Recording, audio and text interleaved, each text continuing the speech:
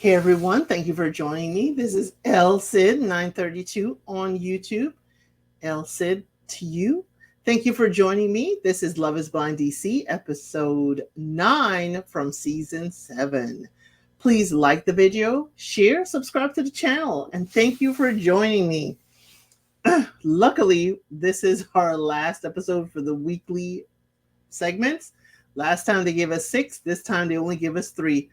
So we could calm down a bit. So this is episode 9. As I said, we start off with Garrett and Taylor. Their friend sent flowers to their apartment for congratulations. I thought that was so sweet.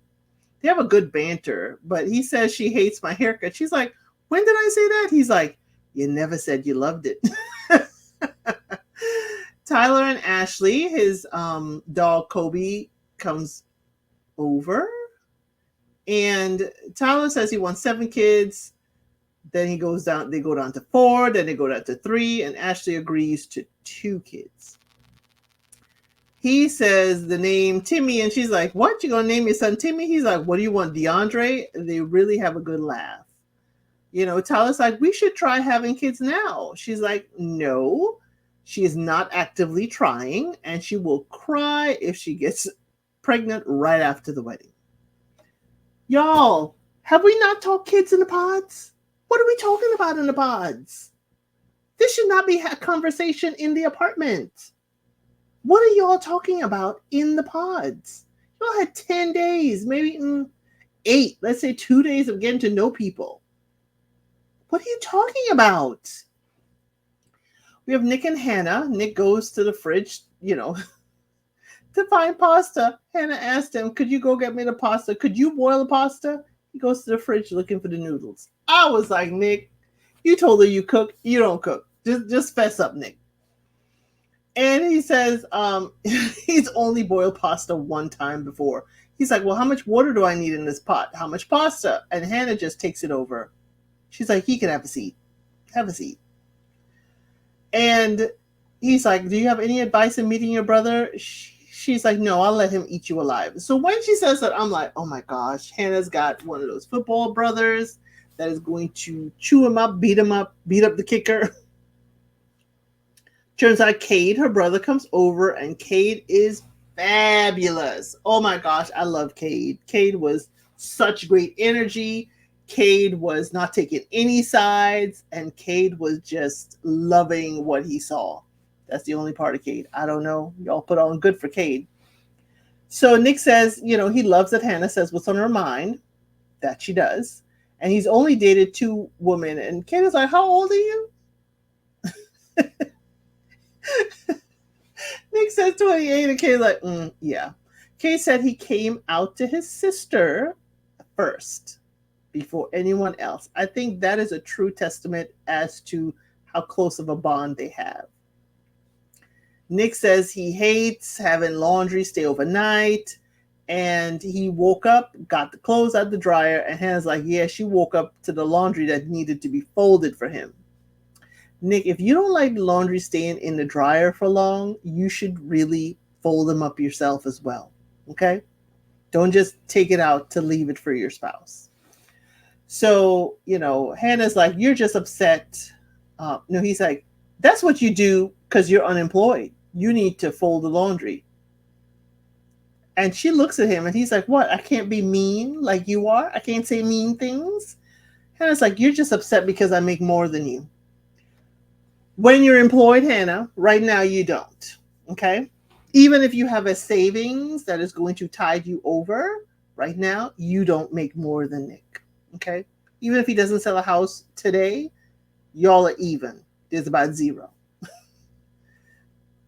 Nick says, he loves that she says what's on her mind, and he says, he's a realtor. Hannah says she's so domesticated. Maybe it's because since she's unemployed. Nick and the brother laugh. Hannah doesn't think it's such a good joke. She's like, Nick, don't you think your joke went too far? I don't think it's funny. Cade is like, after Hannah takes the dog out, her brother, Cade, is like, I think the joke about unemployment was kind of funny. Nick is like, yes, I can take a joke, but she keeps telling me things over and over again, and at the 20th time, I'm over. The brother's like, I got the same issue with her. So the brother confirms, Hannah, you can dish it, but you can't take it. The song they play is I'm Ready to Dive In. We have Garrett and Taylor. They went out for dinner. She compliments how he handled the issue with Monica. And he showed so much empathy for Monica in that moment. And, Taylor really appreciates him. The food on the camera looked good. I have to say, Netflix, I understand you want to prove that you're feeding people. We see the food. And this restaurant, it would be nice if y'all highlighted it so we can know where it is in DC because the food looked good. Garrett said he struggles to tell her his parents' concerns because he doesn't want her to feel like it's a slight against her. It's just a situation. And Taylor said, have tough conversations with your parents without me or about me. He said, I don't know about, this tough situation, moving to San Diego. And she appreciates that, again, that he is willing to consider it. And Karen's like, what if your dad does not give his blessing? Which is a legitimate concern. Garrett says if his family does not agree, he will still stand with her because he has chosen her. And Garrett asked her, will you do the same? He's like, but we have to think about that.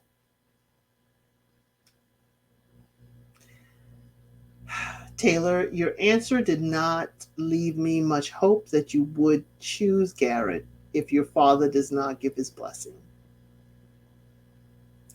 Garrett does share that it scares him that she may not feel the same. The song they play is I Feel Hopeless When I Lose Your Love. 15 days before the wedding. Alex and Tim are at his house. It's a nice home. Very nice home, Tim. Very well curated. All your memories. Everything is there. Lovely couch. We'll learn more about that. And he said this is where he wants to build his family. And he bought this house specially for that. His dog has his own couch in the corner. I appreciate that. I'm not like I'm moving in. I appreciate it, dog. My dogs have their own doggy beds. You can be on your doggy beds wherever they are, not on my couch. And I appreciate Tim seems to be the same. I'll get you your own couch so you're not on my brown leather couch. So Alex is like, can she make changes? He's like, yeah, but why would you? It's a reclining couch. But he said, whatever furniture you do, he loves the brown leather effect. But again, I see no affection between them. None. No holding hands, no holding her back, guiding her through. Nothing at all. Oh, it is something. So we have Marissa and Ramses. They meet her family. He seems very overwhelmed, and he seems like he's done. It seems like this military conversation has taken Ramses to a place that I don't know if he's coming back from. So we have Vanessa is her mom, Quentin is one of her brothers, and Tia is her sister. We didn't get one of the brothers' names, or I missed it, because it was two brothers, the sister, and the mother with them. The mother says that Ramses and Marissa look like siblings, and she just can't.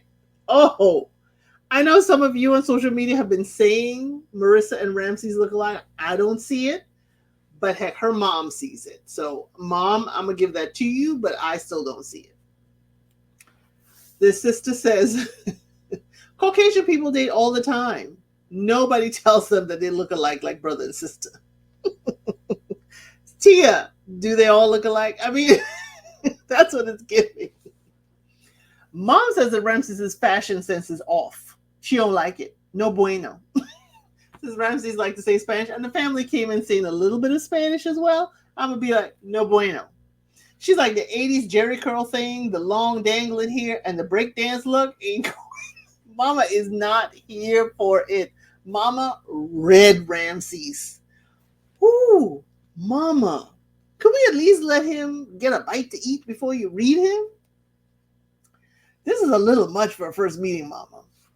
Ramses explains why he loves Marissa. Mom is hypercritical.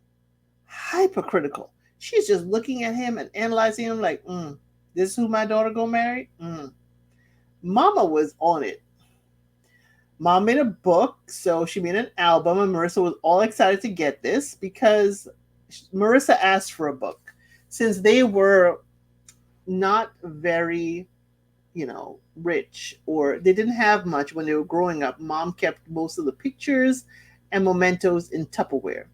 And Marissa asked her to create a book, which I thought was very sweet. And Mama did oblige.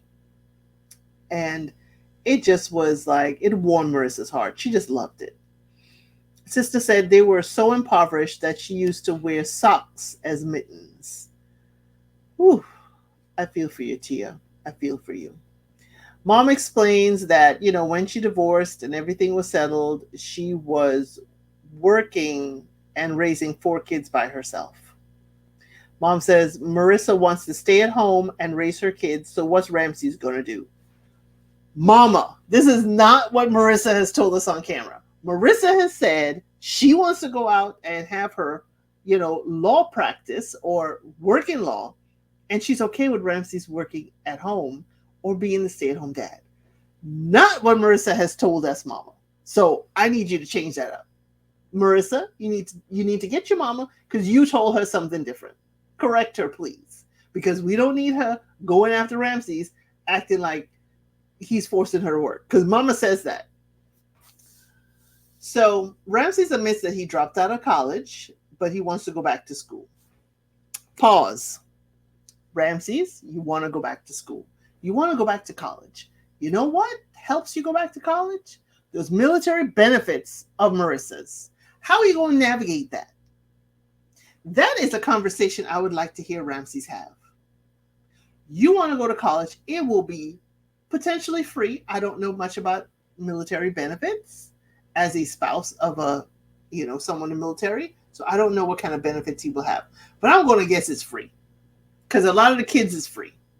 So Ramsey's, how are you going to navigate utilizing your wife's benefits from the military that you have strong feelings against?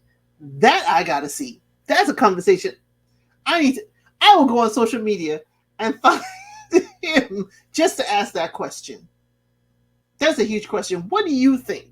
Do you think he would utilize the benefit, or do you think he won't? Put your comments in the chat box below. So he said his dad passed away when he was 20, so that's why he dropped out of school. The mom is like, hey, you live on your own in DC. You're not a bum. You got to be making some money to be able to do this, because DC is an expensive area. And she knows Marissa would not choose a bum. But make sure you're not relying on her and her law degree to make money. She said, don't make me have to come live with you to take care of the kids when Marissa starts to work. Mama, they don't need you to do that, because they done talked about it, and he gonna stay home and take care of the kids. I know Mama gonna flip the lid. But also, Mama, if they told you that, would you trust him to raise the kids? Mama looked like she came for a duel, and she's getting it. Mama calls Marissa a B and says she's bossy. Wait a minute. Marissa, this is your mama. Mama said, I know my daughter is a B and she bossy.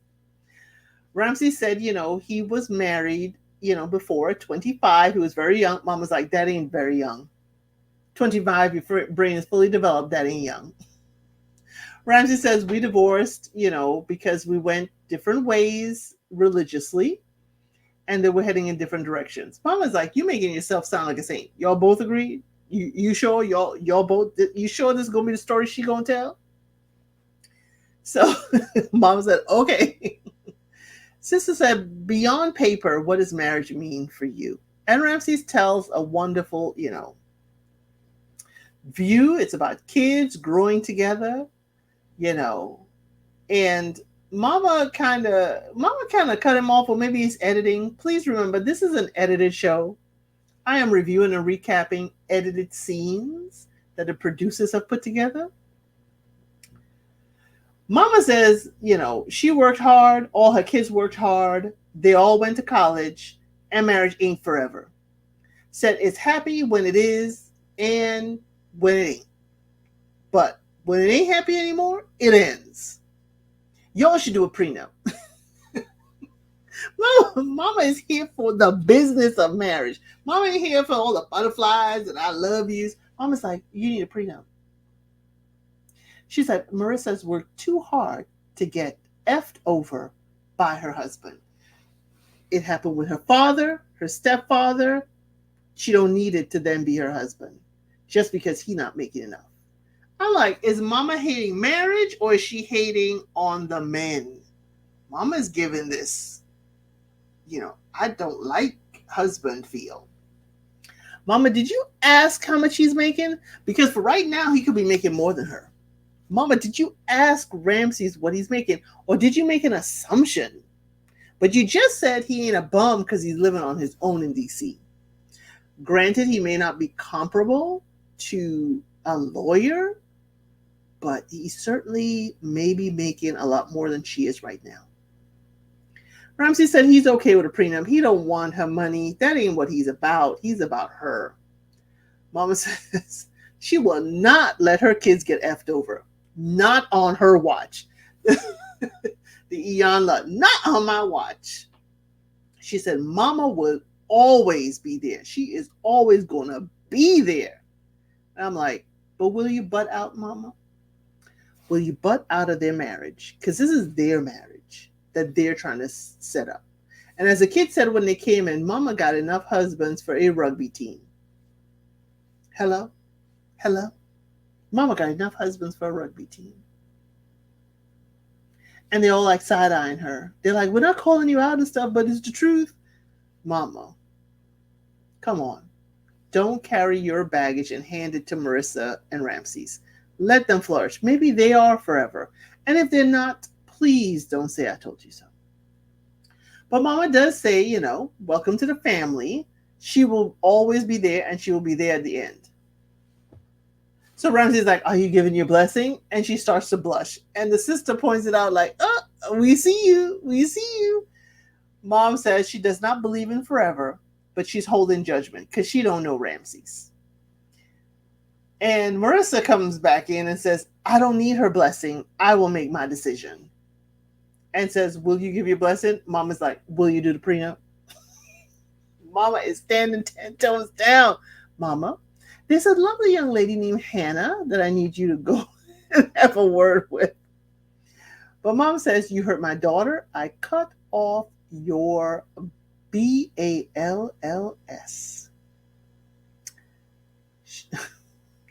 Mama, does that include at the altar?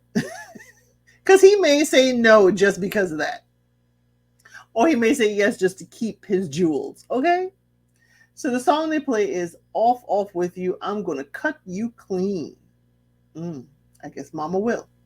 14 days till the wedding. And we have Nick and Hannah at meeting her parents at a restaurant. There's her mom, PJ, Ryan, her dad, and Ryder, her younger brother, who seems very young. Hannah is 25 or 26, and he seems to be about 13, maybe. Wow. So, Nick says she's easy to talk to. Hannah's like, he grew on me, and Dad said, it's a job. Being married, being together is a job. So the mom's like, it's not been easy after all these years for them. So Hannah's like tired of them just chitty-chatting and having a good time. She's like, are you going to grill him? What? And Dad is like, I don't know how to grill. Hannah's dad is on chill mode. He has these little sayings in the scene. Y'all have got to see it. And the mama is like, yeah. The mama is like Hannah 1.0 and Hannah's Hannah 2.0. Mama is quite chill still. She's like, I ain't going to rear up until there's something to rear up about. So the dad is like, I don't know how to grill if you want me to grill him. Mama's like, we are just talking. And I think you've grilled him enough already. Ooh. Mama, do you know your child? Or do you know your child? So dad's like, what is the point? What is the point now of grilling him? Y'all done made a decision. Mama's like, you're the one stuck with him, not us. Mama's, you stuck with him. So Nick said, whatever she says goes. And Dad's like, we know. Hannah's like, what? I'm perfect. Mama looked at her like, are you serious? Mama said, one thing my kids do not lack is confidence. Okay? And mom says, you'll always find something off with a guy. You'll always find something. Hannah's like, oh, is she being overcritical? Mom is like, yes, relax. You're high stress. Nick seems to be quite happy, quite relaxed, but you are stressed. Hannah's like, it's not, she's not polite when he talks. Dad and mom say they like him, and it seems like his head is in the right place. Hannah's like, there are characteristics about him she doesn't like. And Dad's like, you've got to overlook some stuff, or we would have shipped you off years ago. Dad is like, Dad, you know your child too. Dad's like, we would have shipped you off a long time if we didn't overlook stuff. Mama's like, you got to decide what you can live with. Dad's like, what is it worth nitpicking over if you're going to lose a relationship? Mom is like, you seem to be the one blocking it. You seem to be mad, yet he's relaxed and open. And the song they leave us with is Everybody Just Wants a Little Love. Don't we all? Alex and Tim are in her apartment. Clothes are all over the bed. All over the bed. Things are thrown over. There are boxes. There are garbage bags. Alex, are you moving? No, she's not. I'm just trying to be polite. It looked like a hurricane ran through there. Whew. Trash bags are clothes to be sorted and donated. One thing I do when I'm taking clothes out, I already sort them by what I throw. What sell, so the trash bag is already done when you put it together. Tim says, okay, once you put stuff away, Tim, she needs a team of people to help her put that stuff away. Tim looked done. Tim looked done before he walked in, and when he saw how scattered, messy, and stuff thrown all over was, he is done. I'll be surprised if Tim says yes at the altar, because that I don't think Tim can live with compared to how he lives. Very, he's not military, but all that clothes thrown on the bed. She's like, I was packing. I got everything together. I'm sorry, Alex. I can't. I can understand a few clothes in the closet, but clothes were covering the floor of the closet. Clothes were all over the bed. No bueno. Then we have Taylor and Garrett. We visit Taylor's friends. There's Darpan. She bought a fish sculpture from her trip in Africa because she heard so much about Garrett and the fish. I thought that was very sweet. There's David, Emily, and Bridget. Garrett says, Taylor wants to move to San Diego, and the friends worry that San Diego is so far from Virginia and his family. And Garrett says, he's never felt anything like this before. They need to start their own story. David acknowledges that Taylor has never looked at anyone the way she looks at Garrett. And, she's holding his hand. She hasn't done that before, not in front of her friends. So the song they leave us with is Baby, You and I Can Shine So Bright. Then we have Ramses and Marissa. Now, this is a heavy conversation. This is a heavy conversation.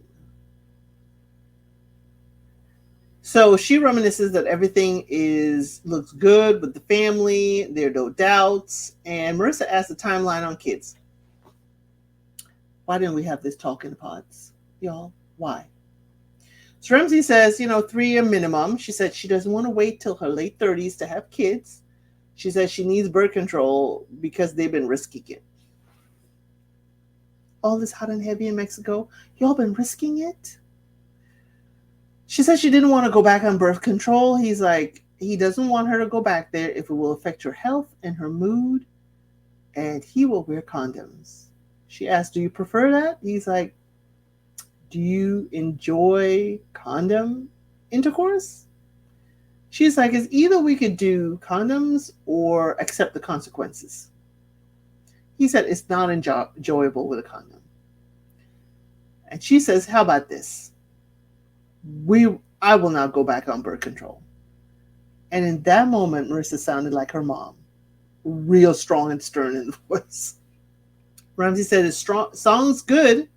He just needs enjoyable intimacy. Is he checking out? Because his view in this he was looking off into the distance outside. Is he checking out just a little bit? The military, now the kids, the mama threatening to cut him. The song they leave us with is I'll give you my all. I could fall if you let go. I'm like, in thinking about this, process this, they have been, as Marissa said, risking it. What if he says no and she is with child after the altar? I don't get the risking it. I really don't, but not my life, especially in this climate. Hannah and Nick, they go back to his parents' house, remember? He lives at his parents' house and they wish to meet in their home. They are older parents. I was not expecting that. So, I'm looking at it. So his dad is Nick Sr. and his mom is Lillian. Hannah came with a lot of gifts and a huge vase of flowers. Their parents are supportive because Nick was there first and Hannah, met him there. Mom is making some Cuban food. Ooh, it looked good. It looked good. Cameraman zoomed in on the food even though they didn't make it or buy it.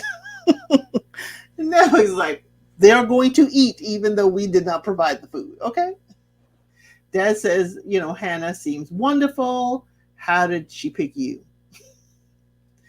And the dad said something that I think is where Nick's head is that he said, your mom forced me to grow up in many areas when we got together. And Nick agreed that she's pushing me now. Hannah and the mom, they're talking in the kitchen.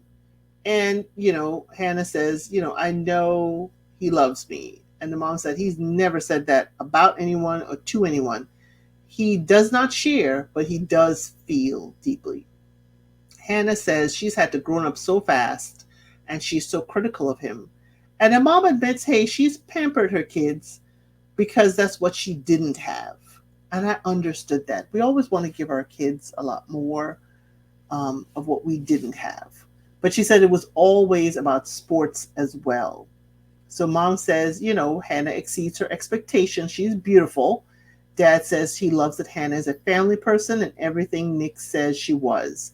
And the parents gave their blessing and said they will take her in even if he doesn't marry her. His spare room is upstairs. That was really sweet of the parents. 13 days till the wedding. Ashley and Tyler. We are sitting with our hoodies on. So let me put my hoodie on. Ashley and Tyler. Face is almost covered. She said she left the apartment to get separate, to get her thoughts together, because their superpower of communication is not there anymore. How could he drop this bombshell on her now and not before? She said she should have known before so she could make a full educated decision when she said yes. He says he's sorry he broke the communication. Ashley's like, how do you say you want to have kids? How did we talk about it all the time? We talk every day about kids and you don't mention. You don't mention that you have kids with someone you know. She asked their genders. He said 2 girls and a boy. Ashley said, this is 3 extra kids. Who are these people? I have nothing. I have no information. I don't know. I don't see any documents that says you're not responsible for these kids. She's like, I'm not upset with you helping a couple have kids, but not mentioning it is not giving her the full picture of his life. She said it's not hard. It's hard not to question everything. He has 3 donor babies, and that is a lot to absorb. Ashley, thank you. It is a lot to absorb. Everybody can make this decision differently. I mean, you are right. Get confirmation that these are donor babies. Get confirmation he's not financially responsible for these babies. If these babies are truly their parents and adopted, then he's not financially. But even if he's not financially, are you expecting your children to know who their half siblings are? And how do you explain that to your children? Me, once I see the paperwork, are we good? We fine? How close are we supposed to be to this couple? How close are our kids supposed to be? We need to have those conversations. But I could probably accept it, but if it was told up front. So I'm with Ashley. We talking about having kids. We talking about the names of these kids. Not once did you mention that you helped give life to a friend. Lot to absorb, as you said, Ashley. Tyler says, her feelings are valid. He's asking for a chance, not for forgiveness, but a chance to be with her. He said he wants to marry her and have her and will get her whatever she needs for her to feel safe. He will fight for them until she tells him to stop fighting. Ashley says, we were very happy. But if we can't count on each other, what is there? What do we have? Is love enough? Tyler asks, please give me a chance. The song they have is, this didn't go how we planned it. There is a hole inside my heart. One thing I did notice in replaying the scene, it seemed and felt overacted. Not saying they're acting one bit. These could be true feelings. Ashley felt very, numb, closed off. It could be because this is a lot and is overwhelming. But to me, in seeing this edited footage, it seemed overacted. It seemed like she knew an inkling and they needed to bring this up somehow. She also was very calm and crying. I don't know. I would not be as calm or conversational as Ashley, so maybe I'm projecting. I'm not going to put any, weight on, anything. I'm not going to be Alex and put my hands on him, but I definitely will be vocal. I will be vocal, and maybe I'll be loud, but I'll be loud in the corner over there. But that ends episode 9. So Ashley finds out that Tyler has 3 children that he says are donor kids. Thank you for joining me for episode 9. This is the last episode for this week. Please join me again in the next episodes I'll be releasing. And I wish you to like, share, subscribe to the channel. Thank you for helping me continually grow.